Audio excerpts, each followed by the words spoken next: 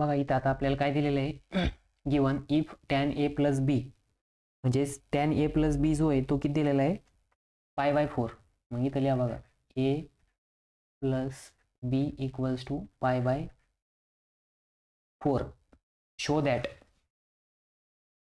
मध्ये काय सांगितलं आहे 1 प्लस टॅन ए ब्रॅकेटमध्ये पुन्हा दुसऱ्या ब्रॅकेटमध्ये 1 plus tan B equals to 2 आलं पाहिजे, म्हणजे LHS इक्वल्स टू RHS दाखवायचे. ठीक आहे.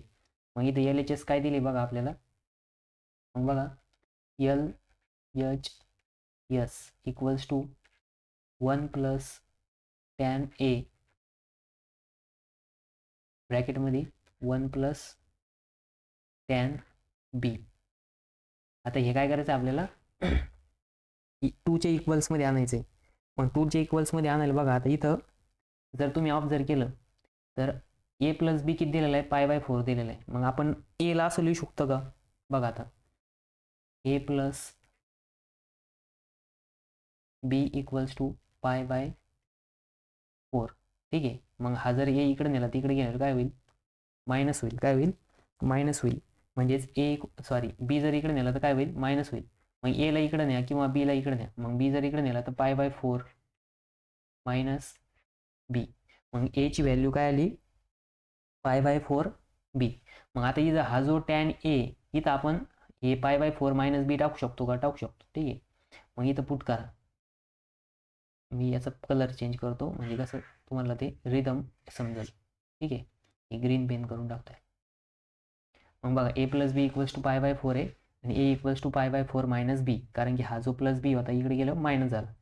मग आता वरचं जे इक्वेशन आहे LHS इक्वल्स टू काय ब्रॅकेटमध्ये 1 प्लस आता टॅन एच्या जागेवरती काय लिहायचं टॅन π/4 मायनस बी.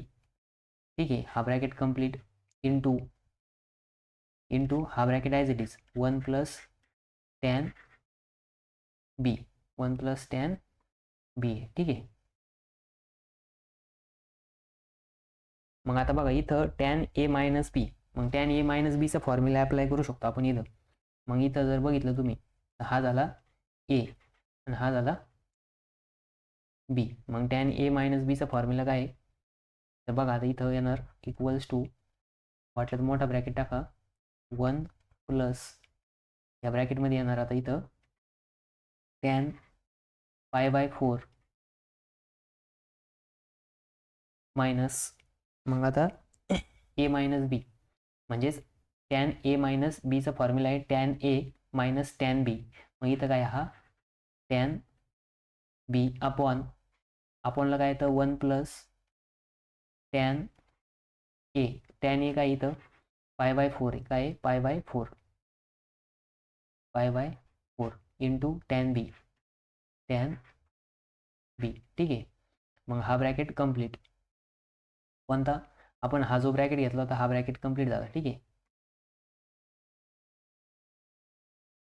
त्याच्यानंतर हा ब्रॅकेट थोडा मोठा करू आपण.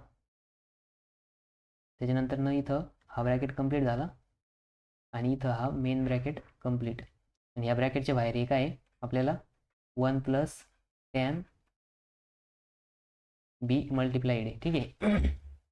मग आता जर तुम्ही इथं बघितलं तर टॅन π/4 किती येतं टॅन π/4 म्हणजे काय की टॅन 45 आणि टॅन 45 ची व्हॅल्यू किती आहे किती आहे टॅन 45 ची व्हॅल्यू 1 आहे. मग इथं लिहायचं बघा पुट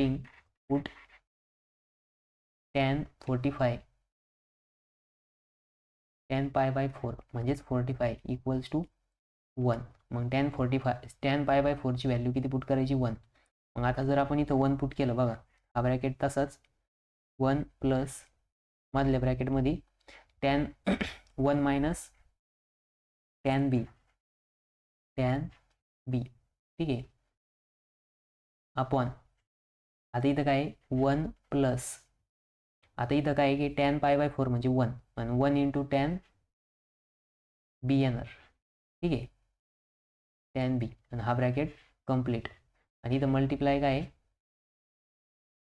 1 प्लस टॅन बी. ठीक आहे. आता इथं काय आलं 1 प्लस 1 मायनस टॅन बी आणि अपॉन 1 प्लस टॅन बी. ठीक आहे. मग आता इथं डिनॉमिनेटर वेगवेगळा आहे, इथं डिनॉमिनेटरला 1 आहे, मग क्रॉस मल्टिप्लिकेशन होणार. ठीक आहे. मग आता इथं जर क्रॉस मल्टिप्लिकेशन केलं ब्रॅकेटमध्ये, आता आपण सध्या कुठं काय करतोय, ब्रॅकेटच्या मध्येच कॅल्क्युलेशन करतोय. ठीक आहे. मग मी इथं लिहितो LHS इक्वल्स टू, आता बघा या ब्रॅकेटमध्ये ही जी टर्म आहे याला मल्टिप्लाय होणार, मग याला जर मल्टिप्लाय झाली तिथं काय येणार 1 प्लस tan b प्लस इथे येणार आहे 1 minus tan b as it is. ठीक आहे. अपॉन इथं काय 1 प्लस tan b. ठीक आहे. हा ब्रॅकेट कम्प्लीट आणि इंटू म्हणजे इथं बाहेर काय दिलेलं आहे 1 प्लस tan b, काय दिलेलं आहे 1 प्लस tan b. ठीक आहे. मग आता जर बघितलं इथं पण डिनॉमिनेटरला 1 प्लस tan b आणि नोमरेटरला 1 प्लस tan b, हे काय होणार दोघं जण एकमेकांना कट होणार. ठीक आहे. म्हणजे इथं काय राहिलं फक्त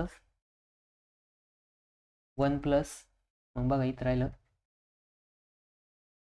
ब्रॅकेटमध्ये 1 प्लस tan b.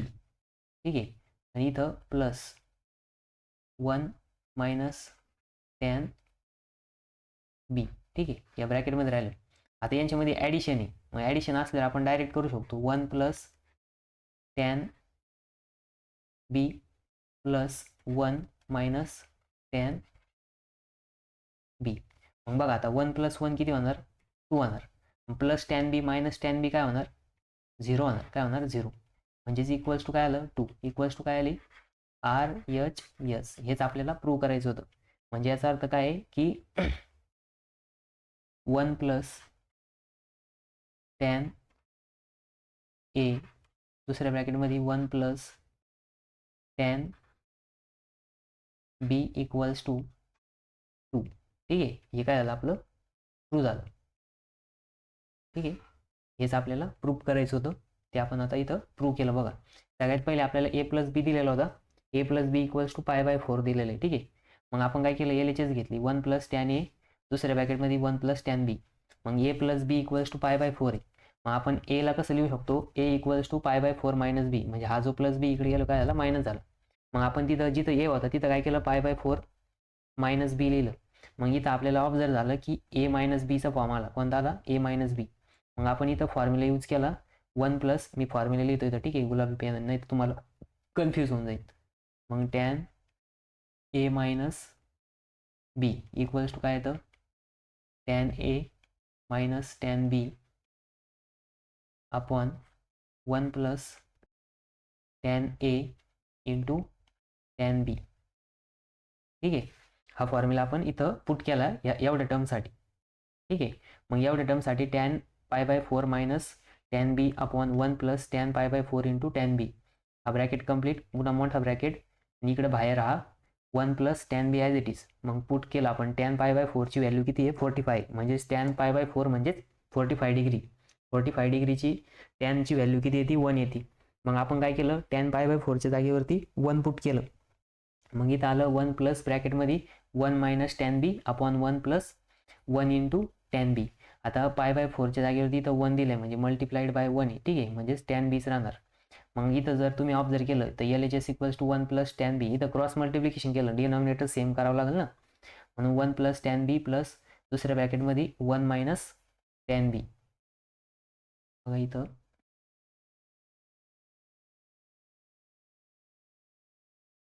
ठीक आहे 1 minus tan b upon 1 plus tan b. मग इथं 1 प्लस tan b हा मल्टिप्लाइड बाहेर होता, इथं डिनॉमिनेटरला 1 प्लस tan b, हे दोघं डिनॉमिनेटर काय आले डिनॉमिनेटर सोबत हा कट झाला. मग इथं ब्रॅकेटमध्ये राहिलं 1 plus tan b plus 1 minus tan b. मग आता इथं प्लस साईन, इथं काही मल्टिप्लिकेशन वगैरे नाही, प्लस साईन असल्यामुळे आपण डायरेक्ट मल्टिप्लिकेशन करणार 1 plus tan b plus 1 minus tan b. मग 1 प्लस 1 2 आणि tan b minus tan b 0, म्हणजेच 2 प्लस 0 2 इक्वल्स टू RHS. म्हणजेच काय आलं 1 प्लस tan a दुसऱ्या ब्रॅकेटमध्ये 1 plus tan b equals to 2. Hence proved. ठीक आहे. हे एक 4 मार्कासाठी पेपरला येऊ शकतं.